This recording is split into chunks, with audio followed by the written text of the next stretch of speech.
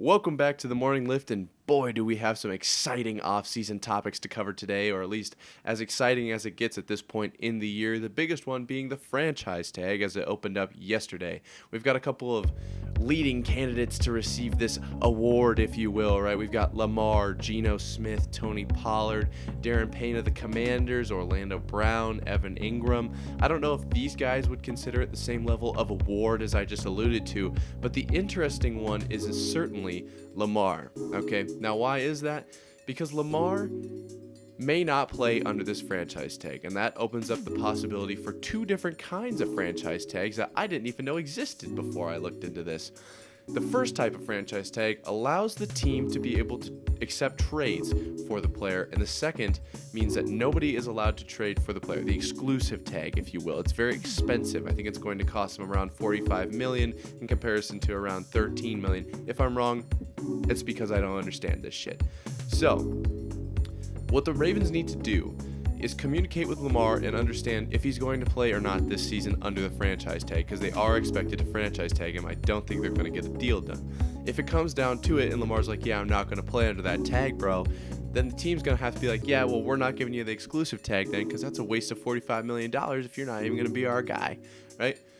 I didn't know this existed. I certainly think it will be interesting to see what happens with the Ravens and Lamar. Lamar's Instagram story has been cryptic as ever, with pictures of an exploding head and cryptic little messages. Maybe he's upset with the Ravens right now, and maybe things will iron out. Got to remember, he doesn't have an agent. Who knows what's going to happen under that situation. But speaking of the quarterback situation, we have a very exciting situation in New York for multiple different reasons, most of them coming out of MetLife. Daniel Jones has asked for $45 million a year.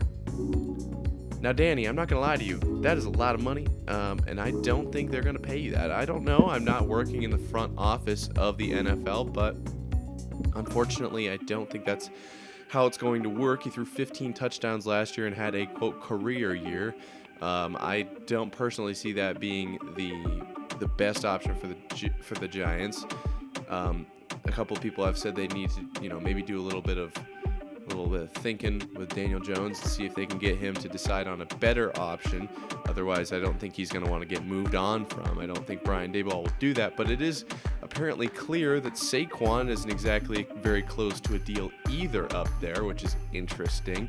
If you want more on that information, be sure to tune into our live show. We go live Mondays and Wednesdays at 6 p.m. We will be covering that tonight.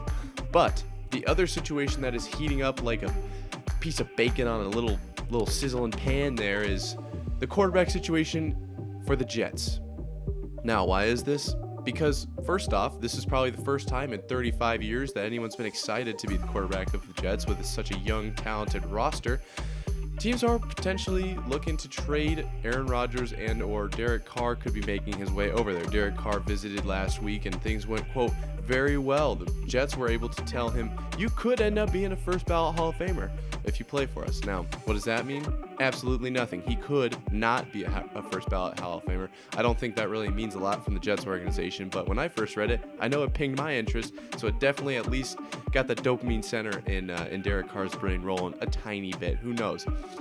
Now, Aaron Rodgers is currently coming out of the darkness. He's letting his eyes reacclimate to what the sunlight is like, and he will probably need at least another day or two to fully get his brain working again and decide on whether he wants to come back to football or not. I think it's going to be a rude awakening for him when he realizes that the Jets are looking so heavily at Derick Carr. But a report came out today that the Packers could potentially be interested in returning to Rodgers next season. I saw some clips of Rodgers' throws that were dropped this year, and it looks like Rodgers' arm is potentially still intact, if you will.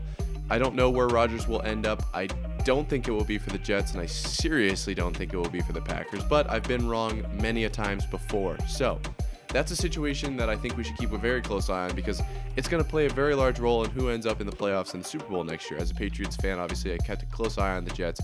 They look really scary without a quarterback. I can only imagine if they have a Derick Carr or an Aaron Rodgers behind the center there. I will be terrified, that's for sure, especially with Mac Jones allegedly being our guy. Now, we have a couple more things to talk about, right? Derick Carr to the Jets looks really good. Kirk Cousins, okay? If you agree that Derick Kirk should be the best approach for the Vikings, I think you're wrong, and I think that's a ridiculous take. I can't believe this tweet was actually released by Dov. I know Dov's got some good info, but yikes. Be sure to tune in tonight to the live show where we'll be covering this information. Yeah, that's a crazy one to me. But other than that, be sure to check out our socials. Be sure to like and subscribe if you enjoy this content. And be sure to tune in tonight because, boy, do we have a very exclusive, exciting interview, especially if you're an Iowa football fan. Outside of that, I will see you guys next Monday for The Morning Lift.